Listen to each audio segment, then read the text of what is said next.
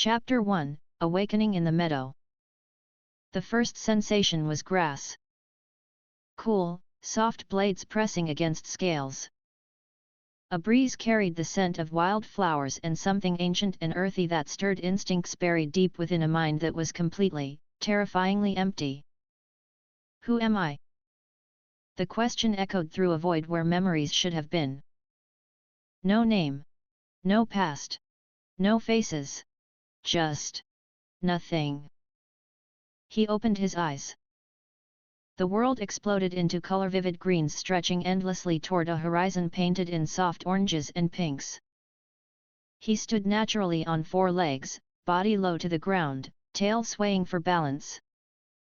His neck swiveled instinctively, nostrils flaring, tongue tasting the air for threats before his conscious mind even understood what it was searching for. No threats. Grass. Water nearby. Small prey animals in the underbrush. The world smelled safe. But something was wrong. Not with the meadow. With him. With the hollow cathedral inside his skull where something important should have existed but didn't. He caught sight of his reflection in a small pond nearby and approached it on silent feet, moving through the grass with the low, fluid gait that felt natural to this body. A dragon stared back at him. Small. Perhaps the size of a large dog, with pale green scales that shimmered like morning dew. Stubby horns barely sprouting from his skull. Wings folded tight against his back, small, underdeveloped.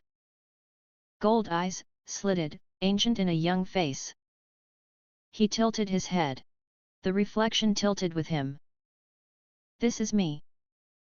The thought carried no shock. His body felt right, the four legs, the tail, the scales, the claws gripping soft earth. Everything fit. It was the emptiness that didn't fit. The void where identity should have lived. It felt like a wound rather than an absence, as if something had been ripped out rather than simply never existing. He knew what grass was. He knew what water was. He knew that the rabbits in the clover were prey and that the hawk circling overhead was a rival hunter. He understood the meadow instinctively, the way any predator understood its territory. But he didn't know his own name. He waited for answers. For a voice. For a sign. Nothing came. Just wind through the grass and the distant babble of a stream. Hunger came next. His stomach clenched and his body responded without hesitation, dropping lower, muscles coiling, eyes locking onto a rabbit near the clover patch.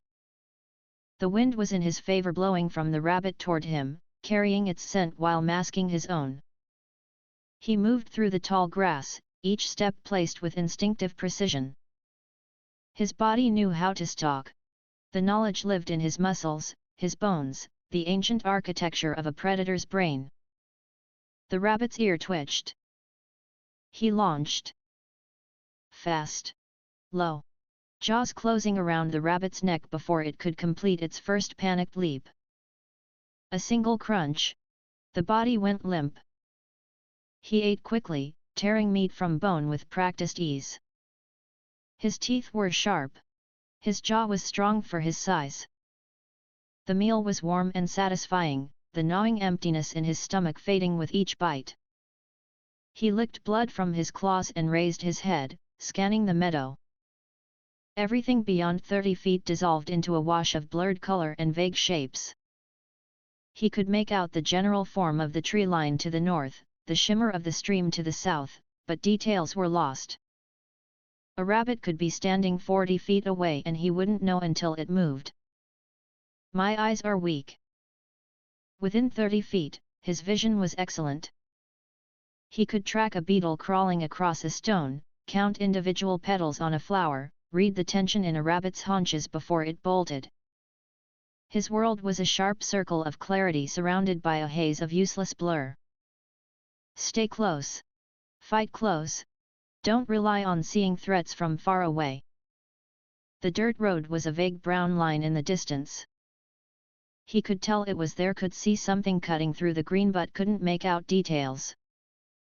He'd have to get closer. He approached cautiously, belly low, moving through the grass with the fluid stealth his body seemed designed for. The road smelled of dust and leather and iron and something else, a scent he couldn't identify, but that made the scales along his spine rise involuntarily. He was within reading distance of the nearest signpost, close enough for his limited eyes to resolve the letters when the boundary hit. Not a wall. Not anything visible. A pressure inside his skull, sudden, crushing, absolute. His legs locked mid-stride. His vision blurred white. Every nerve in his body screamed a single wordless command: turn back. He snarled and pushed forward. The pain tripled. His legs buckled. He hit the grass convulsing, jaw locked open, claws gouging dirt.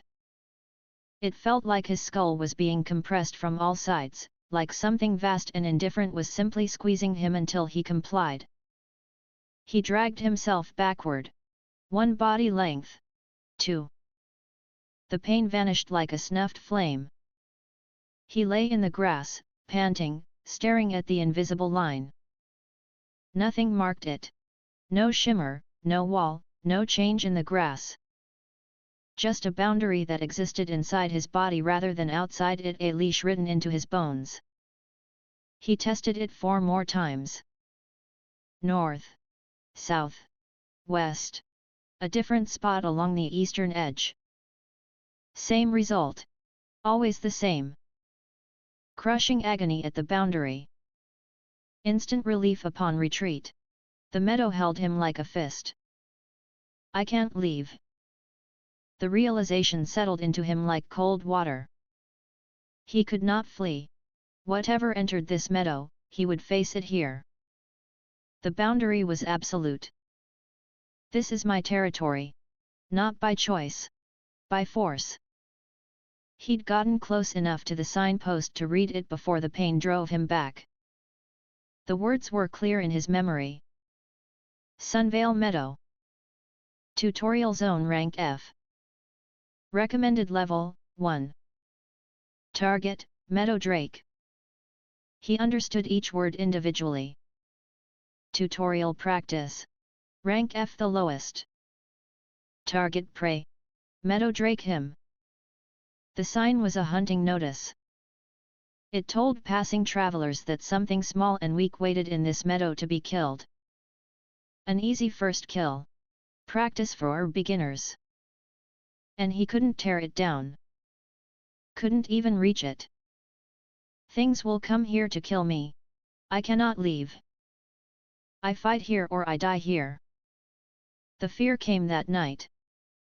He found his hollow beneath thick bushes at the tree line's edge, hidden, sheltered, facing the direction of the road, though he couldn't see it clearly in the dark, and curled into it as darkness swallowed the meadow. And darkness truly swallowed it. When the sun dropped below the horizon, his world collapsed. The 30-foot circle of clarity shrank to almost nothing. Shapes dissolved into black. The meadow he'd spent the day exploring became a formless void that matched the one inside his skull. He couldn't see. Not in any useful way. Moonlight helped, barely turning the nearest grass stalks into grey silhouettes. But beyond 10 feet, the world was gone. A fox could be stalking him from 20 feet away and he'd never know by sight alone. Blind at night. Short-sighted during the day. What kind of predator am I? The kind that relied on other senses.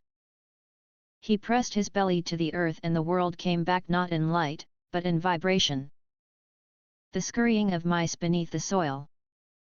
A rabbit hopping near the pond. The slow grinding of rocks settling in the stream bed. The ground spoke to him through the sensitive scales along his jaw and underbelly, painting a map of movement in the darkness. His tongue tasted the air. Fox distant, moving away. Rabbit closer, upwind. The mineral tang of wet stone. Rain coming from the west. His ears isolated sounds from the night chorus. The stream's steady babble. Wind through the tall grass. The specific rustle of a field mouse versus a beetle versus a snake in the undergrowth. I'm not blind. I'm just not using my eyes. But the limitation gnawed at him. During the day, he could only see clearly within 30 feet. At night, he was nearly sightless. Anything that could see farther, anything that could see in the dark held an enormous advantage. He couldn't fix it. Not now. Maybe not ever. He filed the weakness away and focused on compensating. If his eyes were poor, his other senses would have to carry the weight. He would learn to fight by sound and vibration and scent if he had to. The fear settled into him properly then, not the sharp panic of the boundary discovery, but a deeper, colder awareness. He was small. Nearly blind beyond spitting distance. Sightless in the dark. No breath weapon he'd tried during the afternoon, opening his jaws and willing heat or cold or anything at all. Nothing. Just air. His wings couldn't lift him. His claws could kill rabbits, but he had no idea if they could pierce whatever adventurers wore. He was rank F. The sign said so. The lowest possible threat. Something beginners killed for practice. And I can't run. He pressed his belly to the earth and breathed slowly until the panic receded. I need to know what this body can do. All of it. Every strength. Every trick. Because the weaknesses aren't going anywhere. Tomorrow. He closed his eyes, not that it made much difference in the dark, kept his chin pressed to the ground to feel for vibrations, and eventually slept. He woke with the dawn and began immediately. Not hunting. Not exploring. Testing. He started with his legs. He ran.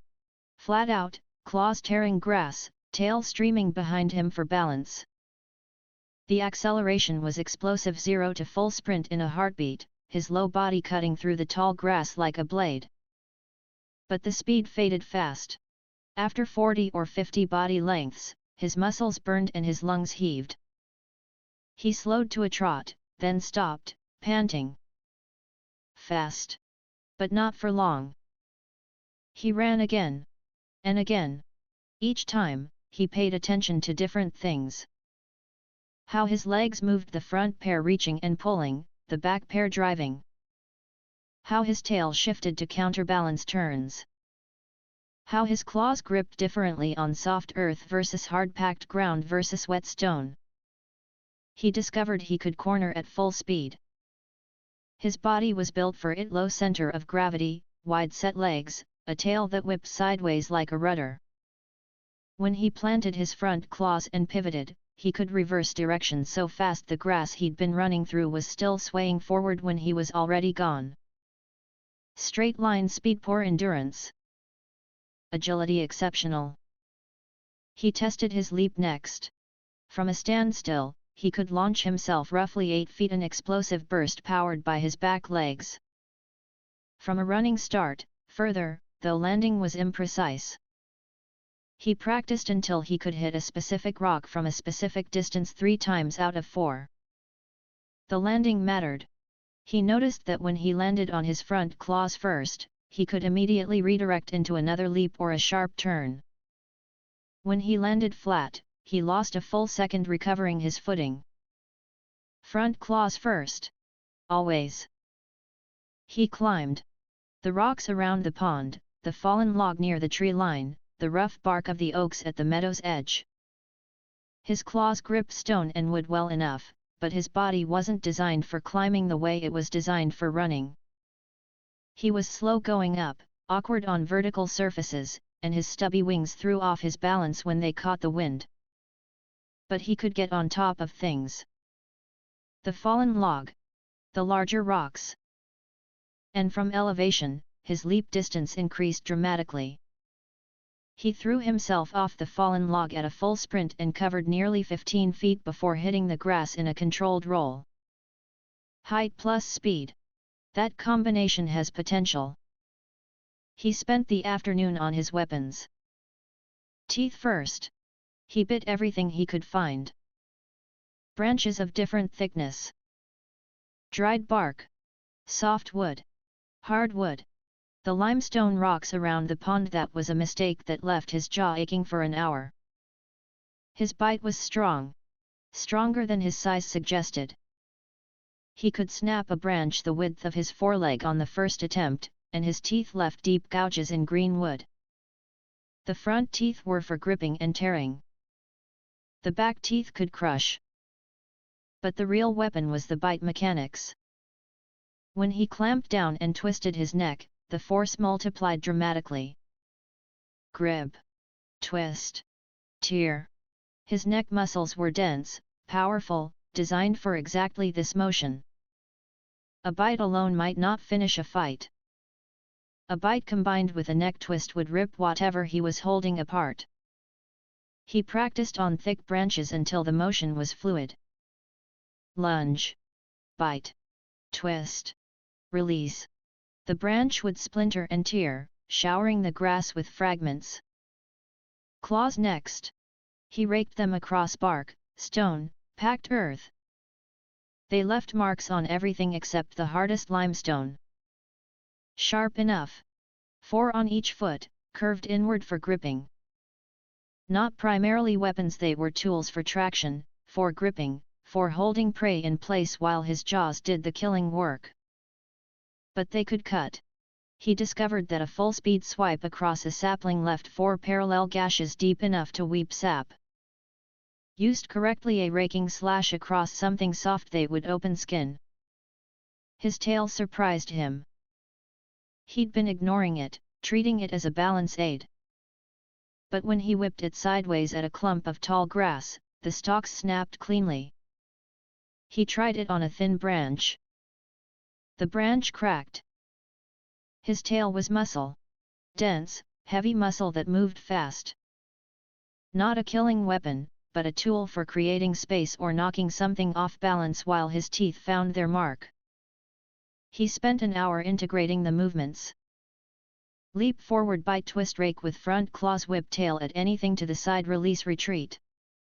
The sequence was ugly at first, each element disconnected from the next. By the 20th repetition, it was smoother. By the 50th, it was beginning to flow. His wings were the disappointment. He tested them exhaustively on the second day. Every combination of speed, height, and angle he could manage. True flight was impossible. His wingspan was too narrow, his body too dense. The wings simply couldn't generate enough lift to sustain him in the air. But they weren't useless. He discovered 3 things they could do. First, glide. From any height above roughly 4 feet, he could extend his wings and slow his descent to a controlled drift. Not far. Not gracefully. But enough to drop from the fallen log or a tall rock and land precisely where he wanted. Second, boost. Mid-leap, a hard downward beat of his wings added distance and hang time. The difference between an 8 foot-pounds and a 12 foot-pounds. In the air, it also let him adjust direction slightly, a small correction that could mean the difference between hitting a target and missing. Third, brake. At full sprint, throwing his wings wide created sudden drag. He could go from full speed to nearly stopped in a single body length. Anything chasing him would overshoot. He practiced each application until they felt natural. Leap, wings, boost, glide, land on front claws, redirect. Sprint, wings, brake, pivot, sprint in a new direction.